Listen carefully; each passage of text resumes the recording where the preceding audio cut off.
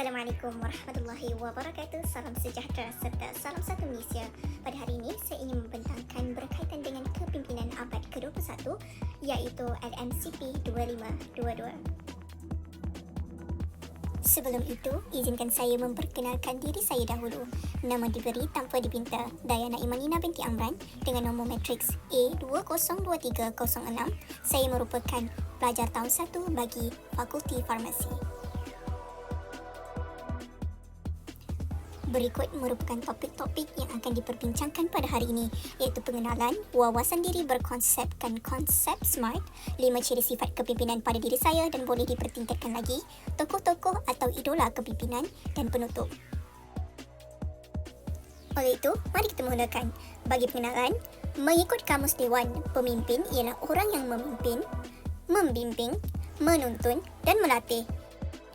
Kepimpinan pula membawa erti gelaran yang diberikan pada orang yang berada di tempat pemimpin seperti pemimpin politik atau organisasi yang berupaya memimpin atau mengarah sesebuah kumpulan atau organisasi.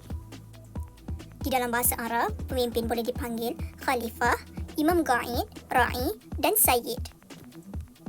Menurut istilah pula, berdasarkan pandangan Islam, pemimpin bermaksud orang-orang yang dipertanggungjawabkan dengan urusan umat Islam secara umum seperti khalifah, ketua tentera, qadi, menteri dan lain-lain.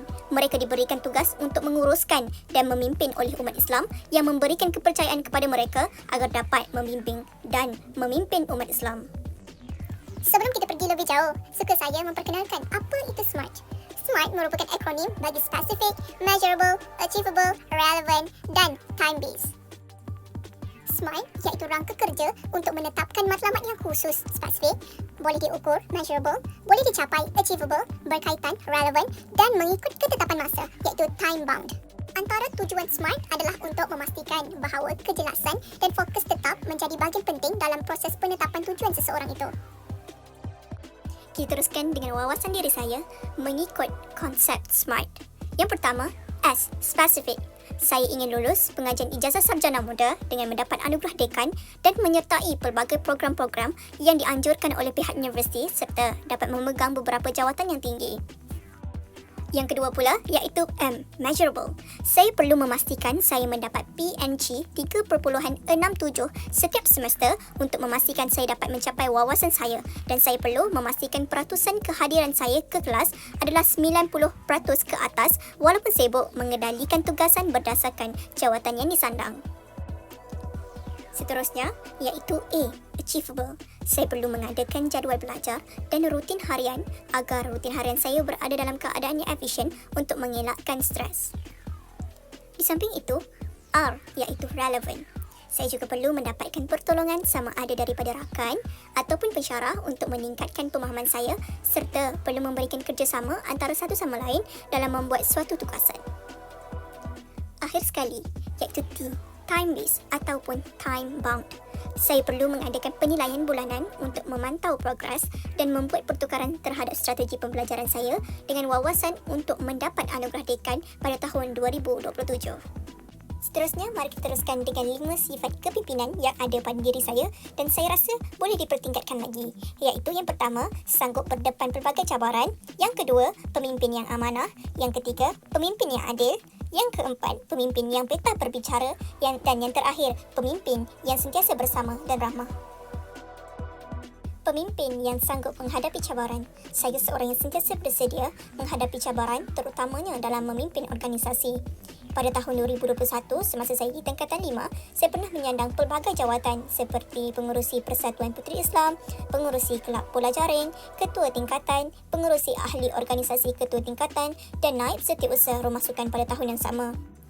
Tambahan pula, pada tahun tersebut merupakan tahun penyakit COVID-19 sedang menular di Malaysia dan pada ketika itu semua diarahkan berkurung di rumah.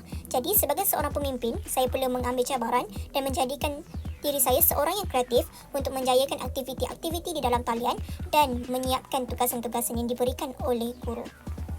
Dan tambahan pula, saya merasakan antara sumber kekuatan saya pada ketika itu adalah dengan saya sentiasa berpegang dengan kalam Allah daripada surah Al-Baqarah ayat 286, iaitu yang bermaksud Allah tidak membebani seseorang melainkan sesuai dengan kemampuan hambanya, dan daripada surah At-Taubah ayat 40 yang bermaksud janganlah engkau bersedih, sesungguhnya Allah sentiasa bersama kita.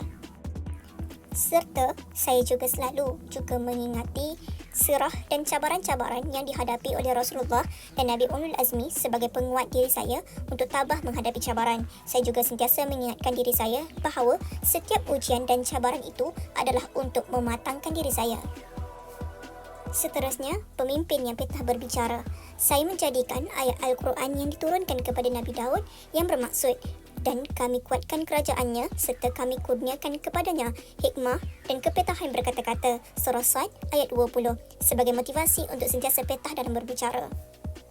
Sebagai contoh, saya pernah mendapat tempat kelima dalam pertandingan Young Motivator peringkat negeri pada tahun 2020 dan saya bergiat aktif dalam pertandingan pidato, syarahan dan panel ceramah ketika di sekolah menengah dahulu, serta saya yakin bahawa saya perlulah sentiasa berusaha untuk mempertingkatkan dan mengasah lagi kebolehan saya ketika berkata-kata, terutama dari sudut kelancaran. Hal ini demikian kerana kemahiran berkomunikasi yang efisien adalah sangat penting dalam diri seseorang pemimpin, sesebuah organisasi kecil maupun besar, agar terhindar daripada sebarang persalahfahaman dari pelbagai pihak.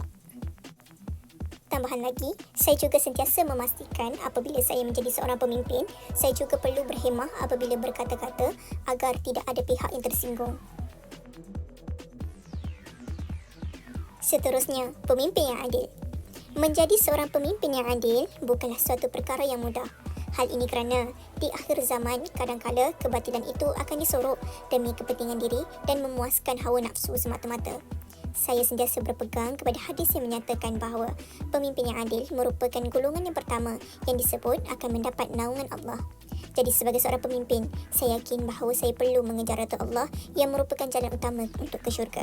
Sebagai contoh, ketika saya menjadi pengurusi kelab dan persatuan, saya akan memastikan semua pekerjaan atau tugasan dibahagikan secara sama rata walaupun kepada rakan karib saya. Saya juga akan mengambil tindakan atau memberi teguran kepada sesiapa pun walaupun itu merupakan kawan baik saya jika mereka melakukan sebarang kesalahan. Selain itu, pemimpin yang amanah. Saya sentiasa berpegang dengan firman Allah yang bermaksud, sesungguhnya Allah menyuruh kamu menyampaikan amanah kepada yang berhak menerimanya dan menyuruh kamu apabila menetapkan hukum di antara manusia supaya kamu menetapkan dengan adil. Sesungguhnya Allah memberi pengajaran yang sebaik-baiknya kepada kamu. Sesungguhnya Allah Maha mendengar lagi Maha melihat. Sebagai contoh, saya pernah ditawarkan untuk menjadi pengawas ketika di peringkat sekolah menengah, tetapi saya menolaknya. Hal ini kerana saya merasakan saya tidak dapat memberikan komitmen sepenuhnya terhadap tugas tersebut. Saya juga sentiasa berpegang dengan kata-kata ibu saya yang beliau sentiasa menasihati saya supaya sentiasa mengamalkan sifat amanah dalam setiap perkara yang dilakukan. Jangan sesekali mengkhianati orang lain dan jangan sesekali menerima sesuatu jawatan hanya sekadar untuk menjadi terkenal, kerana setiap manusia berjawatan tinggi itu adalah amanah daripada Allah yang pasti akan disoal oleh Allah di akhirat kelak. Yang terakhir, iaitu pemimpin yang sentiasa bersama dan rahmah. Saya sentiasa cuba mencontohi sifat rahmah dan kebersamaan yang ada pada diri Rasulullah. Rasulullah tidak pernah meninggalkan sahabat-sahabatnya ketika berperang. Malah Rasulullah merupakan insan yang turut-turut berperang bersama-sama mereka dan sentiasa melontarkan kata-kata hikmah untuk menguatkan semangat mereka. Contohnya, Nabi Muhammad menerima cadangan Salman Al-Farisi untuk menggali parit yang sangat dalam semasa Perang Khandaq dan Nabi Muhammad juga turut bersama-sama 3,000 orang tentera Islam menggali parit tersebut.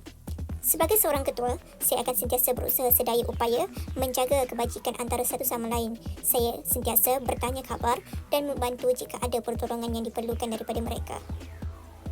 Saya juga yakin bahawa membantu jika seseorang memerlukan bantuan itu bukan sahaja tugas seorang pemimpin, malah ia merupakan amanah kepada setiap insan untuk menjadi seorang yang prihatin terhadap setiap saudaranya. Berikut merupakan tokoh-tokoh atau idola di dalam hidup saya. Yang pertama, Nabi Muhammad SAW. Saya sentiasa menjadikan Rasulullah sebagai idola utama dalam hidup saya.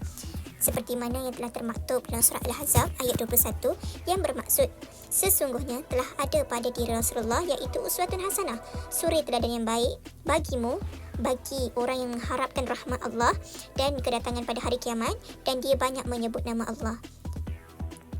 Contohnya, Nabi Muhammad adalah seorang yang sentiasa bersangka baik dengan Allah.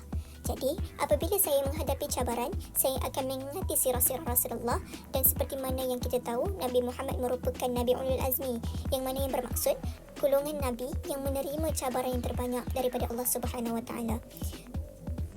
Oleh itu, ini menjadikan saya seorang hamba yang kuat dan tabah menghadapi cabaran dan sentiasa tenang dalam menghadapi ujian yang telah ditetapkan oleh Allah terhadap hidup saya. Seterusnya, Aisyah Hijana. Beliau merupakan usahawan muda yang berjaya, iaitu pemilik kepada jenama Hijana. Beliau juga seorang personaliti media sosial yang berpengetahuan tinggi.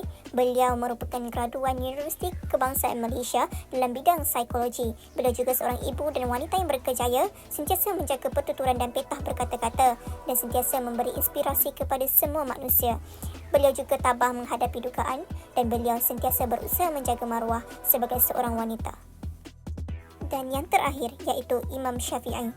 Saya sangat mengidolakan beliau kerana selaras dengan saya beri bertutur di dalam kitab Misbah As-Sa'adah. Para ulama ahli fiqh, usul hadis, bahasa nahwu dan disiplin ilmu dan lainnya bersepakat bahawa Imam Syafi'i memiliki sifat amanah yang boleh dipercayai, adalah memiliki kredibiliti dalam agama dan moral, zuhud, wara', takwa, dermawan dan perilaku baik serta darjatnya tinggi. Beliau seorang yang amanah dalam menyebarkan ilmu agama. Selain itu, beliau juga seorang yang rajin menuntut ilmu walaupun telah dikurniakan oleh Allah akal fikiran yang cerdik. Oleh itu, secara kesimpulannya, bagi saya, sebagai generasi abad ke-21, setiap insan perlulah sentiasa mengimplementasikan sifat-sifat mahmudah. Walaupun seseorang itu bukanlah pemimpin terhadap sesebuah organisasi yang besar, tetapi setiap insan juga merupakan pemimpin kepada diri sendiri. Bak kata pujangga, ilmu tanpa amal seperti pohon yang tidak berbuah. Akhir sekali, sebelum saya melabuhkan tirai, saya ingin mengucapkan jutaan terima kasih kepada Profesor Dato' IR Dr. Riza Atiq bin Orang Kaya Rahmat kerana memberi dorongan dan sokongan serta bimbingan yang amat berharga buat saya sepanjang tempoh pembelajaran dalam kursus ini. Oleh itu, saya akhiri dengan ucapan wabillahi taufiq wal hidayah. Wassalamualaikum warahmatullahi wabarakatuh.